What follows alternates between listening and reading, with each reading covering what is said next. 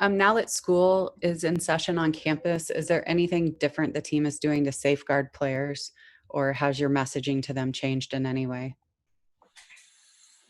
No, it's been consistent. Following our protocols, understanding that uh, certainly students on campus don't change things that much, other than what happens on the weekends, and they clearly know that. They're very smart. They know that they don't want to be in quarantine. They don't want to be in isolation. That's the worst thing that can happen to a student athlete, that he's away from the things that he wants to do. So we just try to be really transparent. We're testing every week. We tested again today, and so the guys know that they're getting tested. They know that they have to continue to wear masks and practice the social distancing, and stay away from large gatherings. And they just can't do that this year. It's not part of what their routine can be. If they want to play football this year, they've got to maintain that discipline, and um, they get that. Hopefully they continue to show the discipline they have up to this point.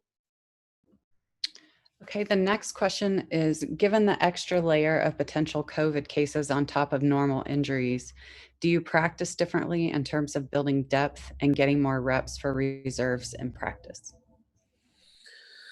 Yes.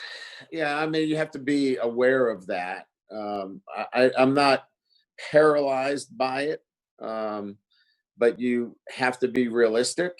And just as though I have to have a replacement for me, um, and and our coaches all have replacements if in fact they were to get sick, we have to think in those lines as it relates to our starters as well. So yeah, we have to pay attention to it.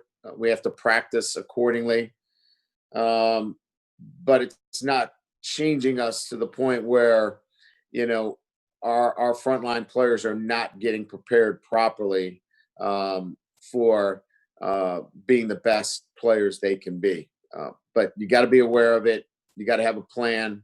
You got to make sure they get the proper reps. So if they're called upon, they can go out and execute and help you win.